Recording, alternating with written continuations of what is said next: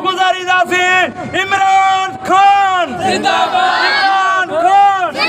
नाज़रीन, Sindh issues bulletin में ख़बरुनि जो सिलसिलो जारी। ख़बर शामिल कंदासीं डेपारजा खां नाज़न आलमानी जी। डेपारजा में साबिक़ा वज़ीर पाकिस्तान इमरान खान सां इज़हार यकजहती तौर ते पूरे मुल्क जी डेपारजा शहर में पिणु रैली कढी वई, जंहिंमें डेपारजा समेत पको ॻोठ पुराणे सियाल मोरी जे माण्हुनि वॾे अंग में शिरकत कई।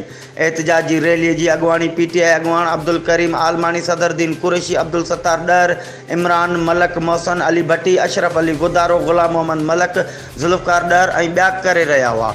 उन मौक़े ते एहतजाज में शामिल अॻुवाणनि जो चवणु हो त साबिक़ा वज़ीर आज़म पाकिस्तान जे अचण खां अॻु मुल्क बेइंतहा करप्शन, लुटमार, चोरियूं फुरूं धाड़ा आम हूंदा हुआ, जंहिं पंहिंजे थोरे वक़्त में पाकिस्तान खे बीहारण जी कोशिश कई। मुल्क अमेरिका जे एजेंट ऐं मुल्क दुश्मन गैर सियासी माण्हुनि जेके मुल्क जे ठहण खां हिन वक़्त ताईं मुल्क खे लुटींदा आया आहिनि, उन्हनि पाण में गठजोड़ करे हिकु ईमानदार ऐं मुल्क सां प्यार कंदड़ माण्हूअ खे हटायो आहे, जंहिंजी सख़्त लफ़्ज़नि में मज़म्मत कयूं था। हिननि जो वधीक चवणु हो त अमेरिका जे इशारनि ते मुल्क जी हुकूमत तब्दील कई वई आहे, जेका सरासर आइन कानून जे ख़िलाफ़ आहे। हिननि करप्ट हुक्मराननि पारां सिंध जे 6 करोड़ माण्हुनि जे जज़्बातनि सां पिणु रांदि कई आहे। सिंध अंदरि हज़ारे इंसानी जानियुनि जो दुश्मन माण्हुनि सां मुआहिदा करे सिंधी माण्हुनि जी दिलि आज़ारी पिणु कई आहे, जंहिंजी पिणु मज़म्मत कजे थी। ऐं हर हाल में पाकिस्तान तहरीक इंसाफ़ जे सरबराह इमरान खान सां गॾु आहियूं ऐं रहंदासीं। ही हुयूं हिन वक़्त जो अपडेट्स। वधीक ख़बरुनि ऐं अपडेट्स जे लाइ ॾिसंदा रहो सिंध इशूज़ न्यूज़ TV।